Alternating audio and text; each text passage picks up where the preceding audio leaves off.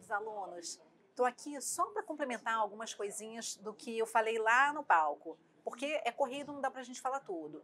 Então, assim, vamos lembrar uma coisa, a gente falou sobre o Pacto de São José da Costa Rica. E eu falei que o Pacto de São José da Costa Rica, ele traz uma série de direitos e garantias individuais, né, e direitos políticos. E a questão é a seguinte, alguns direitos, né, podem ser suspensos. O artigo 26 do Pacto fala que alguns direitos podem ser suspensos em casos de força maior, né, eventos da natureza, guerras, enfim, situações extremamente excepcionais. Mas tem alguns que não podem ser suspensos, tá? Como, por exemplo, proibição da escravidão,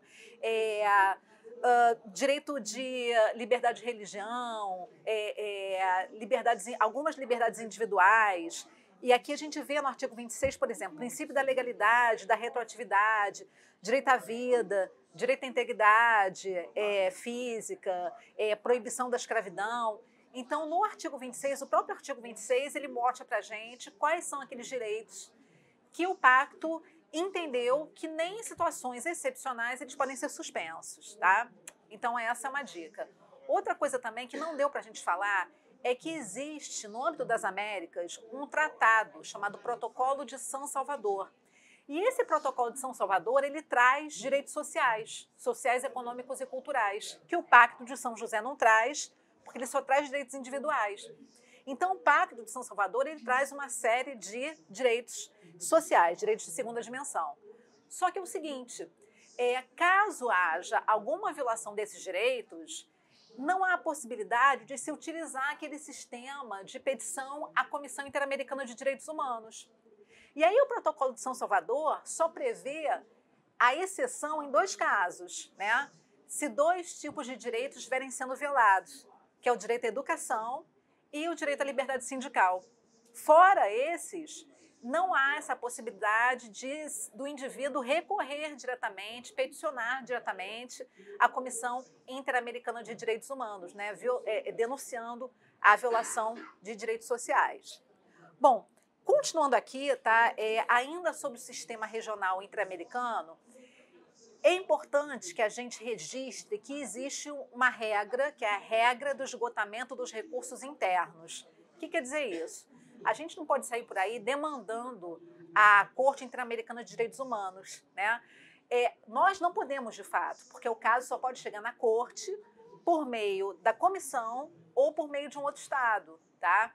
Mas ainda que a comissão ou outro Estado levem o caso para a Corte Interamericana de Direitos Humanos, existe um requisito de admissibilidade, que é o seguinte, houve, né, o esgotamento de todos os recursos dentro daquele país? Por quê? Porque que esse é um requisito de admissibilidade da Corte, tá? Porque, caso contrário, haveria uma violação da soberania dos Estados. Então, essa é a razão dessa regra do esgotamento dos recursos internos existir dentro do sistema interamericano de proteção dos direitos humanos. Bom, a gente também não conseguiu falar sobre a Comissão da Verdade, tá? A Comissão da Verdade foi um órgão criado exatamente para investigar, analisar violações de direitos humanos que ocorreram, tá? De 46 até 1988, durante esse período. Então, foi também um órgão criado, né, para proteção dos direitos humanos importante. E o que objetivou a criação dessa Comissão da Verdade? Transparência, informação e zelar também pelo direito à memória, tá? Dando continuidade aqui, né, a esse nosso encontro, existem alguns tratados específicos de direitos humanos que eu acho interessante que vocês saibam, né? Por exemplo, a Convenção das Nações Unidas sobre Pessoas com Deficiência. Esse é um dos poucos tratados de direitos humanos que tem status de norma constitucional. A gente falou ali no palco que qual é a hierarquia dos tratados de direitos humanos? Ou eles são recepcionados com o status de norma supralegal, né, acima da lei e abaixo da Constituição, e aí a verificação da adequação da lei com esse tratado supralegal chama-se controle de convencionalidade. Agora, o segundo caso que a gente falou, o Tratado Internacional de Direitos Humanos, se ele tiver sido aprovado pelo quórum de 3/5 nas 2 casas e 2 turnos, ele vai ter status de emenda à Constituição, portanto de norma constitucional, né? Então, como é que se afere a compatibilidade de uma lei com esse tratado internacional? Aí sim, por meio do controle de constitucionalidade. Voltando aqui para o controle de convencionalidade do Tratado de Direitos Humanos, que tem status de supralegalidade. Esse controle de convencionalidade, ele só é realizado pelo método difuso, né? Ou seja, qualquer juiz ou juízo tem competência para fazê-lo desde que demandado.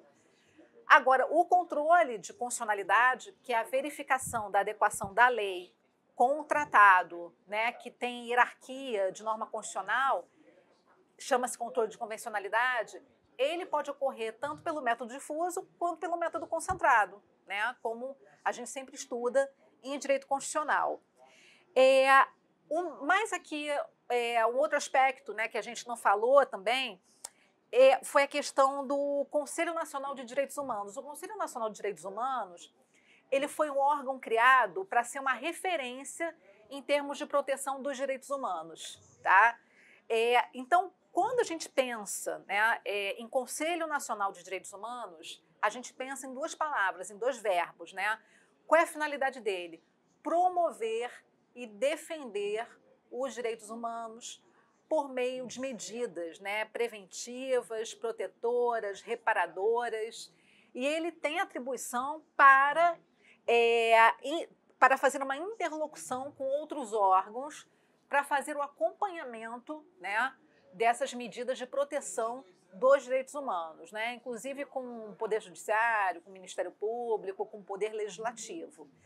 E ele tem também o poder de aplicar penalidades internas, penalidades administrativas, né, aqueles que violam direitos humanos. Por fim, tem um tópico também vinculado a essa questão do estrangeiro, do refugiado, né? O refugiado, quando ele chega aqui no Brasil, a gente já falou, né, que ele deve solicitar o status de refúgio, mas é importante a gente destacar que a lei brasileira, ela estende a condição de refugiado aos ascendentes, aos descendentes e aos cônjuges ou companheiros, tá? Então, existe a previsão legal de extensão da condição de refugiado para ascendentes, descendentes, cônjuges e companheiros. E aí, ainda falando, né, da Lei 13.445 de 2017, que é a Lei de Imigração, ela é uma lei extremamente benéfica para o estrangeiro, enquanto a Lei 6.815, o antigo Estatuto do Estrangeiro, via o estrangeiro como uma ameaça à segurança nacional, essa lei ela é extremamente protetiva e ela proíbe, por exemplo, a xenofobia, ela repudia a xenofobia, o racismo, tá? Então, ela, na realidade, ela é imbuída, né, daqueles valores que orientam a própria Constituição da República, tá? Por fim, a gente não pode se esquecer também dessa questão do nome social, do princípio da igualdade, tá? Que é algo também que tem uma relevância dentro da nossa disciplina de direitos humanos, tá? É a questão da igualdade, do princípio da tolerância, de respeitar a diversidade e, por conta disso, né, o nome social, existem leis, né, no âmbito estadual, em outros âmbitos também, permitindo a utilização do nome social, tá bom?